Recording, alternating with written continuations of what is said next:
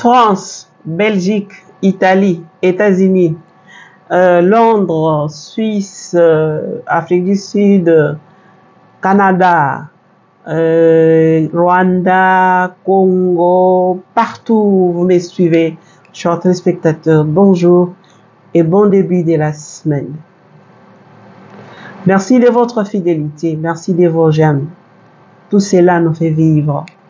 Merci de votre soutien et de vos encouragements, puisque cela nous permet de venir vous parler.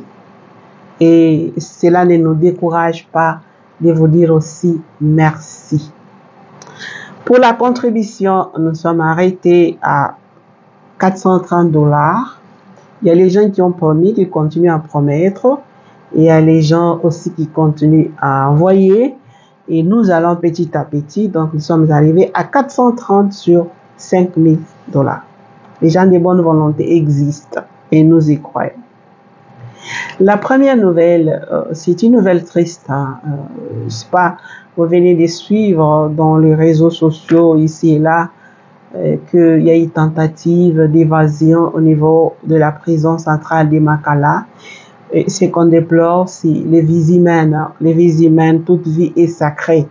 Et toute vie est sacrée, que la personne soit malfaiteur, que soit ceci ou cela, toute vie est sacrée. Et nous prions que les âmes reposent en paix, nos frères et sœurs.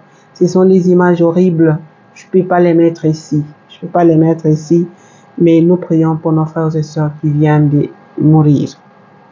Suite à cela, les ministres de la justice qui se trouve quelque part en province vient d'écrire donc un communiqué de presse à l'intention de la population de Kinshasa. Il est porté à la connaissance de la population de Kinshasa qu'une tentative d'évasion a eu lieu dans la nuit du 1er au 2 septembre 2024 à la prison centrale de Makala.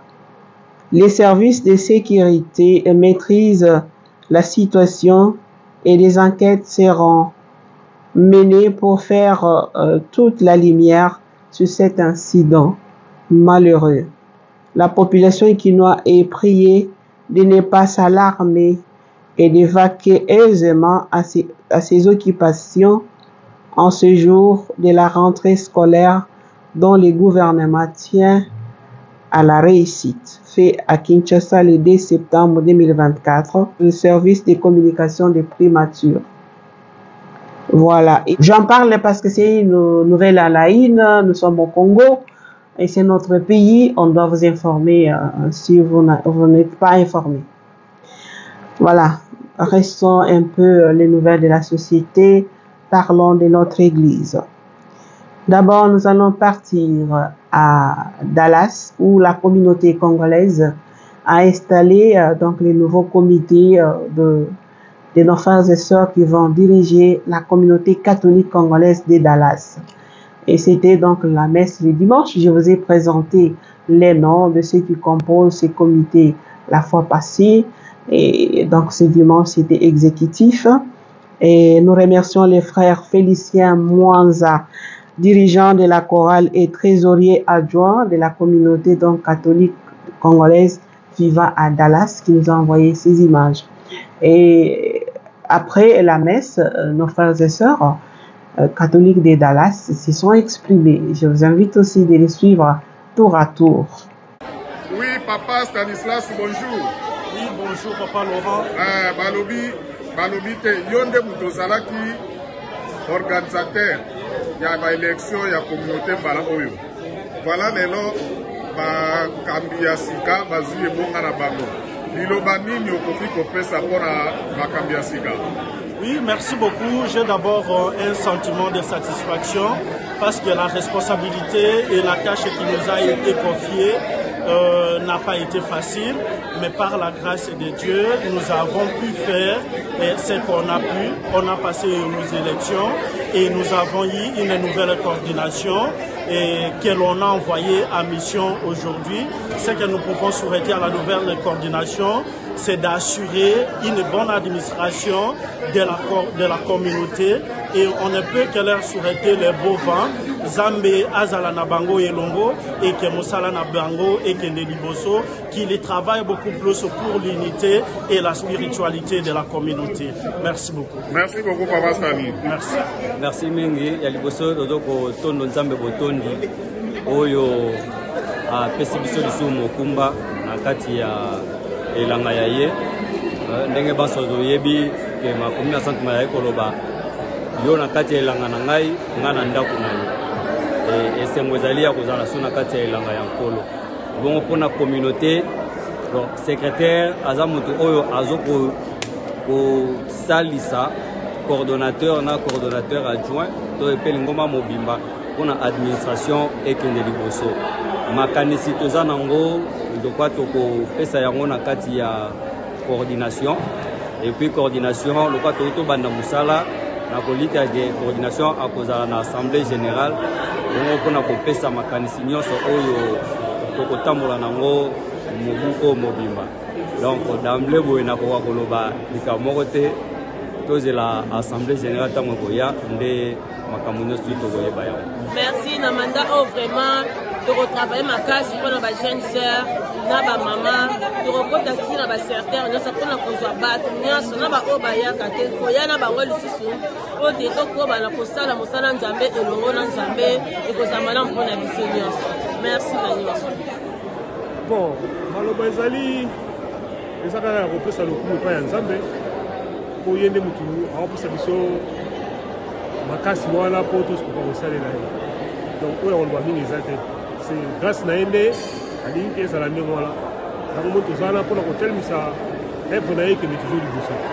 Donc, on va toujours le Oui, après cette nouvelle, je m'en vais vous parler aussi de 75 ans de la paroisse Notre-Dame de Fatima Lozi, où l'évêque de Matadi donc était aussi, on a noté la présence de la première ministre, donc ministre Madame Judith, qui était aussi présente là-bas. Et malheureusement, je n'ai pas eu les vidéos, j'ai seulement des photos comme vous pouvez les voir. Mais ce qui nous intéresse ici, je vous demande de suivre l'extrait de l'homélie donc de l'évêque de Matadi. Comme il s'est bien parlé, je vous invite de les suivre. Bampangi banabanzambi yenge. Goulouozi yenge. Paroisse Notre-Dame de Fatima yenge. Kiese voka kiese ko. Mayangi voka mayangi ko.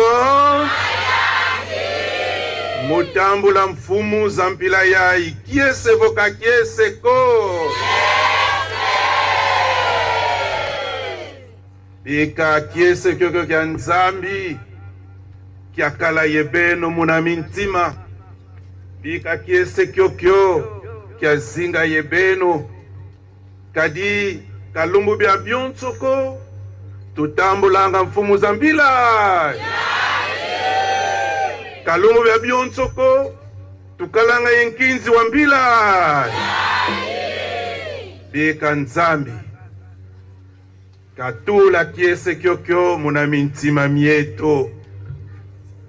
Nzolele longela fioti mu français pasivo ba ubatu kidi mundambu yendambu bawa malongi maunu malongi malumbu kampila yai. Excellence Madame Judith Suminwa Tuluka, Première ministre et chef du gouvernement de la République démocratique du Congo, honorable rapporteur du Sénat, honorables députés nationaux, honorable président de l'Assemblée provinciale, honorables députés provinciaux, Excellences, Messieurs les gouverneurs du Congo central, Grace Bilolo, Excellences, Messieurs les vice-gouverneurs, Excellences, Messieurs les ministres provinciaux, Messieurs l'administrateur du territoire, autorités militaires, policières et sécuritaires, autorités et chefs coutumiers, notables Congo, chefs des différentes confessions religieuses, révérends pères vice-provincial, révérends pères et abbés, révérentes sœurs, distingués invités en vos titres et qualités respectifs, frères et sœurs dans le Christ. Quelle joie en ces dimanches, les jours du Seigneur, de rendre grâce à Dieu, maître de temps et de l'histoire.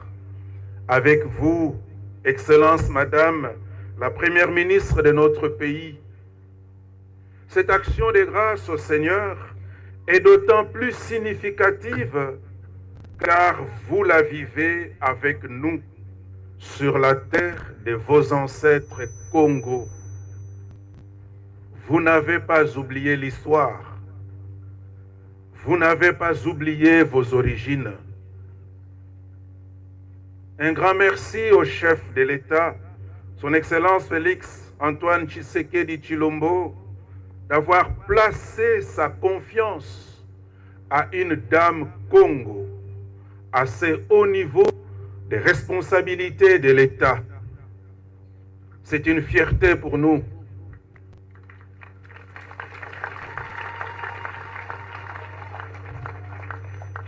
Madame la Première ministre, ce jour est béni pour vous, spécialement de la bénédiction de nos ancêtres Congo, car dans ces secteurs, comme nous l'avons entendu, votre cher papa Michel Souminois, qui a Samba Onkandiangazi, avant sa carrière politique comme ambassadeur et ministre plénipotentiaire, a travaillé comme agronome entre Ngundi et Massangi. Ce jour est béni pour vous de la bénédiction du Seigneur qui vous fait participer à cette Eucharistie du 75e anniversaire de la paroisse Notre-Dame de Fatima de Lugozi. Yenge! Mes chères paroissiennes et paroissiens, chers diocésaines et diocésains, après les jubilés de 125 ans de la présence des Pères rédemptoristes au Congo que nous avons célébré cette année, j'ai la joie, la grande joie de célébrer avec vous ce jubilé de 75 ans de la création de cette paroisse. Après cette nouvelle, allons-y au diocèse de Kindu. Au diocèse de Kindu, vous avez suivi les gens dans les réseaux sociaux dire que l'évêque de Kindu ne veut pas les célibataires dans les écoles conventionnées catholiques.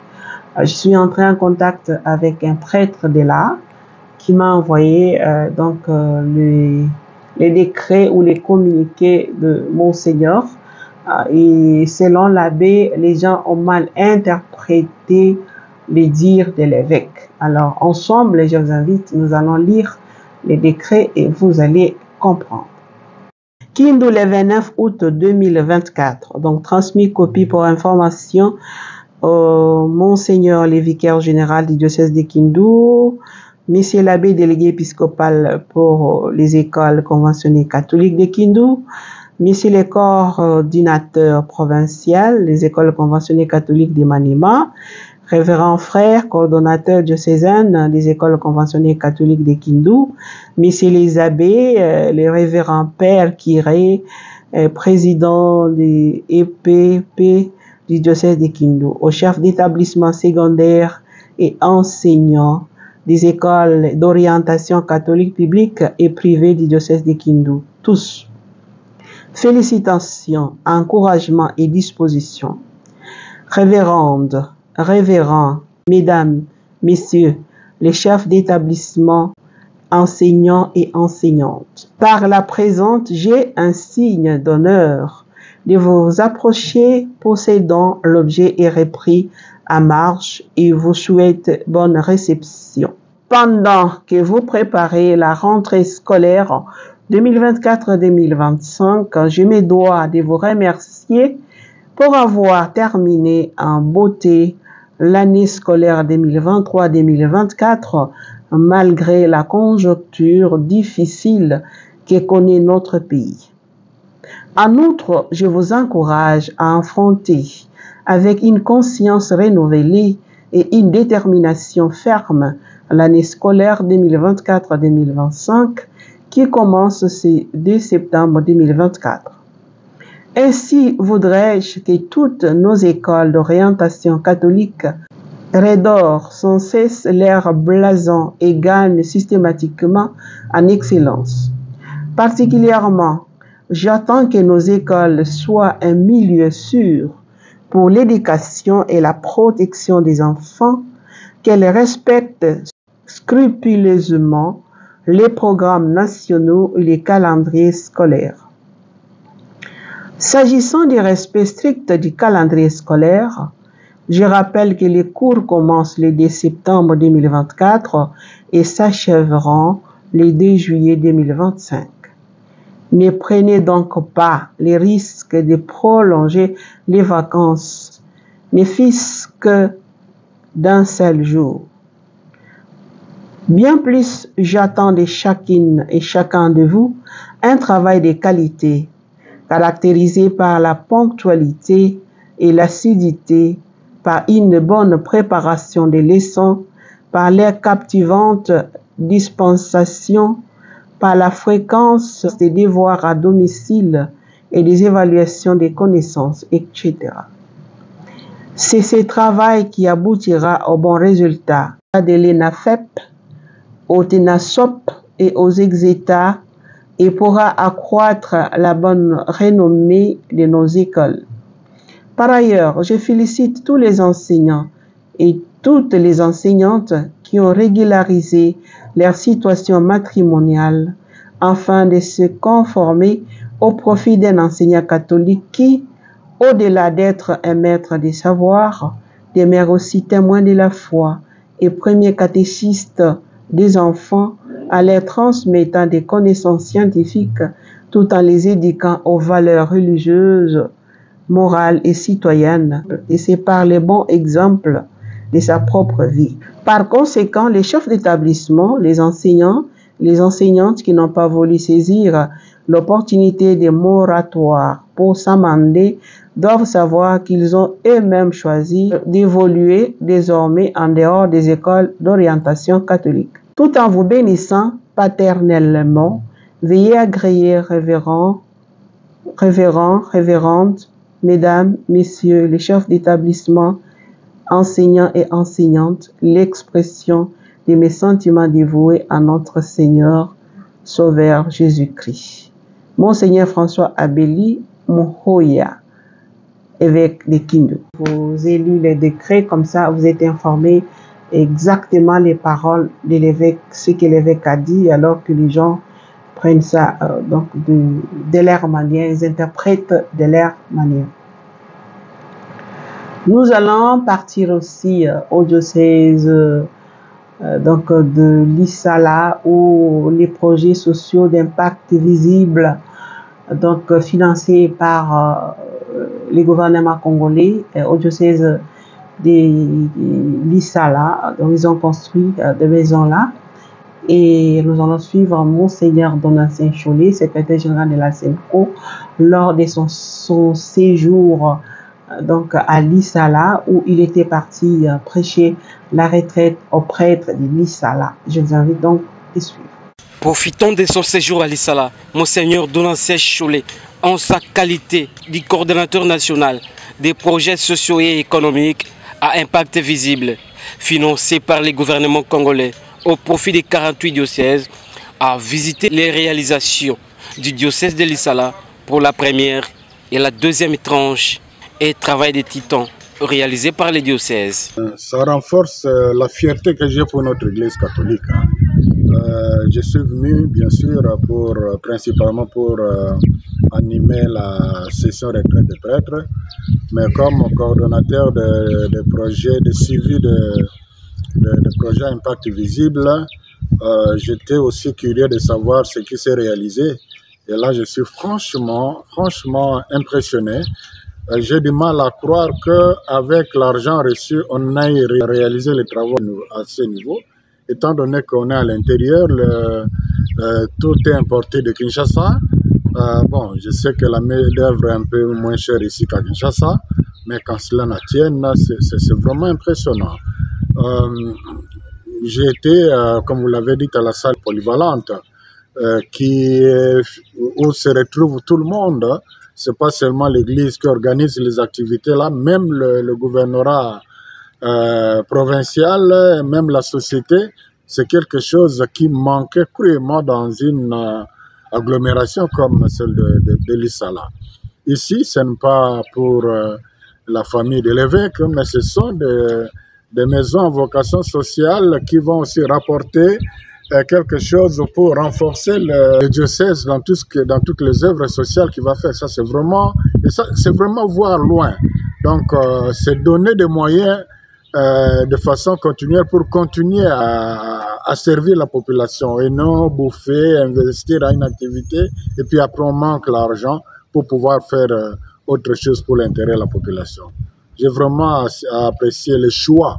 Et ça rentre d'ailleurs dans la vision des 6 axes du chef de l'État. Un peu d'entrepreneuriat là-dedans et un peu du social là-dedans. Voilà, ça ferait vraiment la fierté de l'Église et aussi la fierté de l'Issala. Quand ça finira ici, ça va être clôturé. Je crois qu'il n'y aura pas une meilleure structure pour les familles qui seraient de passage ici qu'ici. Nous avons fait le rapport à mi-parcours au chef de l'État il y a quelques mois avec images à l'appui. Il était très impressionné, très satisfait du travail qui a été fait. Il a instruit son DIRCAP de faire le suivi de ce qui reste encore à donner pour que les beaux projets qui contribuent au développement du pays, qui contribuent au développement du social du pays puissent aller de l'avant.